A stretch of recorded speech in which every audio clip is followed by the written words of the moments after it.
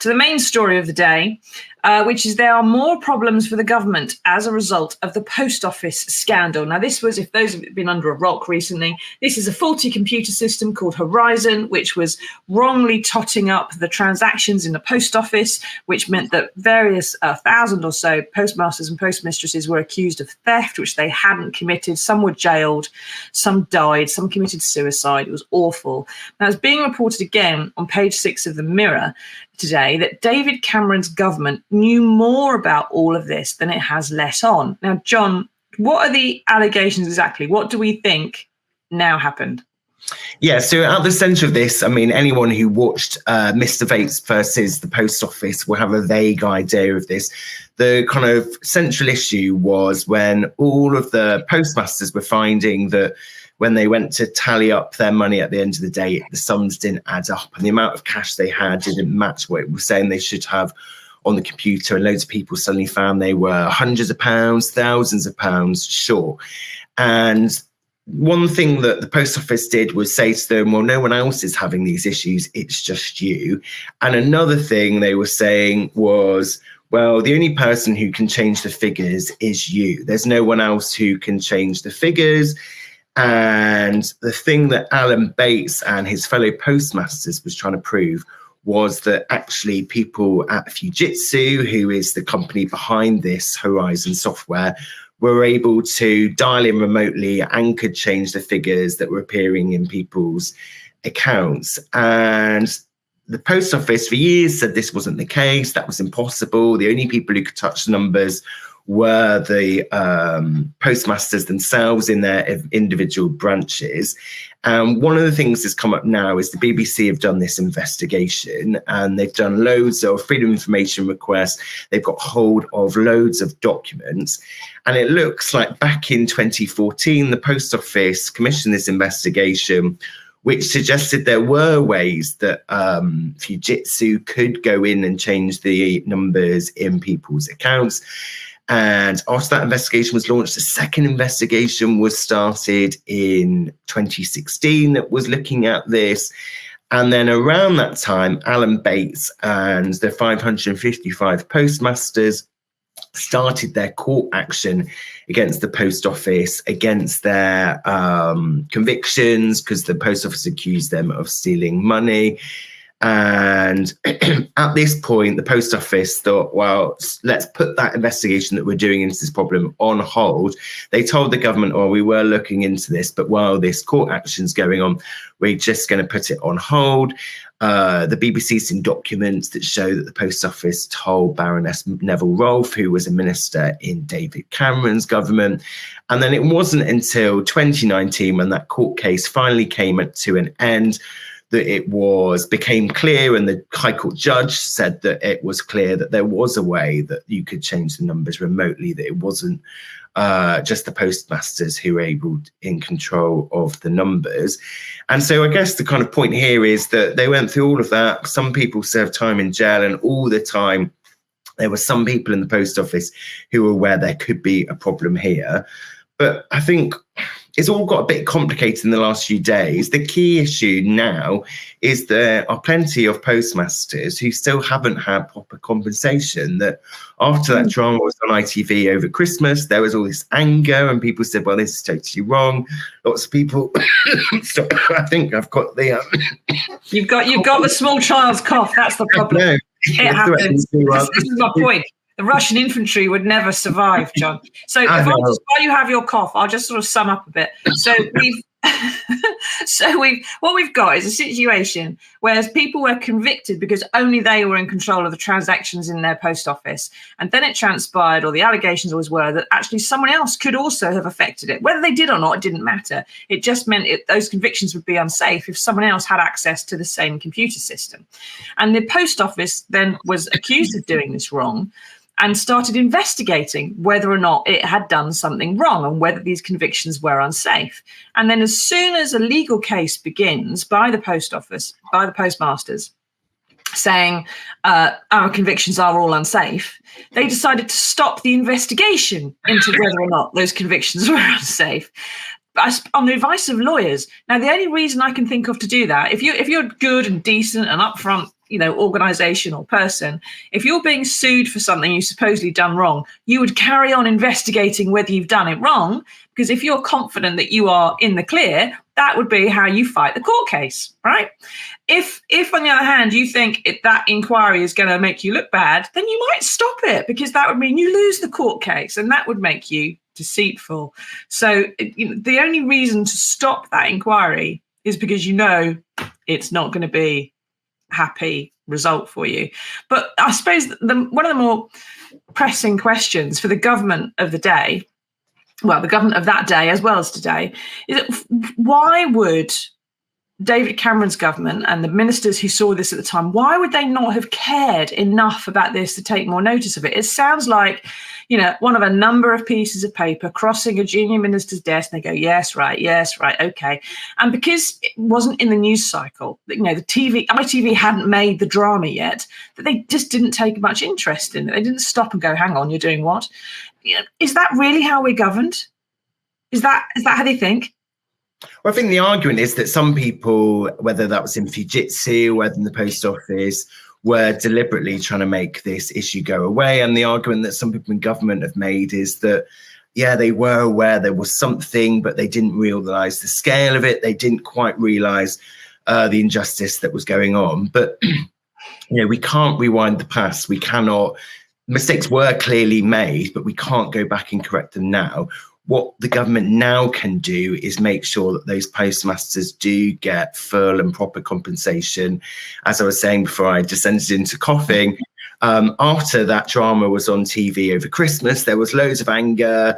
People finally woke up to this issue. People might have seen stories about it in the past, but I know for me personally, it wasn't until I watched that drama and sat down and properly engaged with it, I thought, goodness me, this is absolutely terrible what these people went through.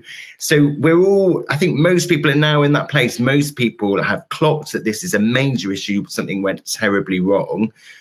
But yet the postmasters still haven't got the compensation they feel they deserve. And so last month, Alan Bates got an offer of compensation, but he said it was an insult. It was just a sixth of what he'd asked for.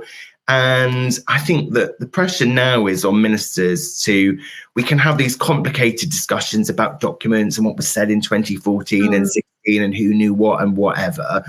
But I think until those postmasters get the compensation I think everyone feels they deserve, then this issue hasn't properly been sorted, and it's not going to go away. And the government can delay, they can put this off, they can come up with all sorts of arguments. But I think the public are rightly really angry about this. And so, therefore, if they don't think the government has taken proper action, there's going to be a serious problem for the government. And remember, we're in an election year. It won't be that long before voters get their say on who they want to be in Number 10 and ministries across Whitehall. And I think if the government can't say to the public, we dealt with this issue properly, then there will be people will find that they aren't willing to support the government anymore. No, I mean, what do you think, everybody? Do you think this is something that could just be put to bed tomorrow and just resolved and fixed, and that's it? Pay them and just don't ask any more questions about it? Or do you think that they have to have this sort of deep, go through the intestines and look and see who did what and who said what to whom at what point, and that's the thing that matters and how you fix it? There's several different ways of looking at it, and all this, it really comes on top of claims this week that a civil servant apparently told a recent post office chairman to go slow on the compensation for those who are wrongly convicted. Kemi Badenoch, the minister in question, says that's all been made up. The memo that the post office chairman wrote at the time has now been produced, and he blames a civil servant called Sarah Mumby, who said, and he quoted, politicians do not necessarily like to confront reality. Don't we know it? And now is not the time for dealing with it. So it sort of pretty much substantiates what he said. And on Twitter, the Right Honourable Lord Zoltan, I think that's his real name, says if Badenoch had half a brain, she would have lined things up to dump on the anonymous civil servants rather than splashing petrol everywhere. One of the things that always happens, John, whenever we talk about the post office thing is someone will come into the comments, and I hope there's someone there now doing exactly this, saying, do you know what, this is a Labour scandal. This isn't the Tories' problem. Horizon was set up under the Blair government. It was under the Blair and Brown governments that these convictions went through, and the post office was wrongly pushing through these deeply flawed convictions. They didn't do anything about it. They ignored that wave. Why is it the Tories then are handling this so badly? Because it's an open goal for them. They could say this is a Labour scandal. We've fixed it. There's the compensation, and Labour can pay the bill after the next election. It would be easy to do that. Why are they handling it so badly? Yeah, I think that's a big question. And I think that the question of compensation, you think particularly with someone like Alan Bates, who's captured people's imagination, the fact that they still haven't been able to sort out his case, I think says a lot. But also remember that a few weeks ago, after this drama came out, the government said it was going to quash all the convictions of the hundreds of postmasters who'd been wrongly convicted of taking money. And they said that legislation would be coming imminently to deal with that. We've still not had that legislation. I think it's possible that we see it even within the next few days. And people can understand that this is complicated. We haven't done things like this before. So maybe there is reasons why it is taking a bit of time. But you would think when there is such public anger on this issue that the government would just want to show that they're getting on with dealing with this. Yeah, otherwise the scandal, which should be Labour's scandal, sort of gets branded with the lovely blue Conservative Party torch, because they're the ones who are being seen to fluff it up just after everyone's seen Mr. Bates' drama and is incredibly cross about it, really. So where do we go next with this? What happens next? Because this post office chairman, Henry Staunton, has been called to the select committee to give some evidence about this memo business next week. Doesn't that, again, it's like it's still in the weeds, isn't it? It's dealing with the detail rather than the actual fundamental problem. What happens after that? Yeah, so Henry Staunton's going to appear, or he's been invited to appear at the Commons Business Committee next week. So I think the row's not going away. Another person who's being called to appear is Alan Bates himself. Liam Byrne, the chair of the committee, has said that he wants to hear from Alan Bates himself. What exactly does the government need to do now to sort this out? And as I say, I just don't think that the row is totally going to go away until people like Alan Bates have got the compensation that they deserve. Exactly, and there's lots of detail needs to be gone into plainly. But Rahir says no. I suppose he's talking about the compensation and the exonerations, mass exoneration. He says this rewards the guilty. The thing is, Rahir, it's not clear who's guilty and who isn't. And if a large chunk of those convictions are unsafe, you've got to assume that even those who might be really guilty might also have their convictions that are unsafe.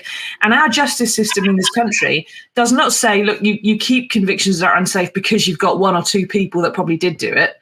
Our justice system in this country is built on the fact that everyone who's innocent gets away and is free to go. And if that includes one or two people who are guilty, that is the better way to have it weighted, rather than suck in a load of people who are guilty and one or two innocents. We have to do it the other way around. And that's just the way our system is set up, and it's the fairest one that we've arrived at after several thousand years. James says someone needs to go to jail. Lots of people have gone to jail, but I think he's saying someone new. The person or persons who gave the order to prosecute innocent people needs themselves to be prosecuted. That would be something which hopefully the post office inquiry is going to come up with at some point. I don't think they recommend prosecutions so much as ways to fix it and avoid it happening again in the future. Hopefully the post office won't get to keep making the prosecutions, because they don't seem to be very good at it. John, very quickly before we move on to good news, do we know when that post office inquiry is going to have its final conclusions? Oh, don't test me. I think it's going to be the end of the year. They've set out a timetable of the next set of hearings. I can't remember how long they quite go on for. I think the thing that has been said repeatedly is the aim is that the inquiry wraps up by the end of this year. So still a few months possibly to go. Yeah, and then it will be still a few months after that before the final report gets published. And so probably well into the next government, unfortunately, before we start hearing actually what the results of the inquiry are and any possible further ramifications that might come out of it. We'll have to see how that all goes, won't we?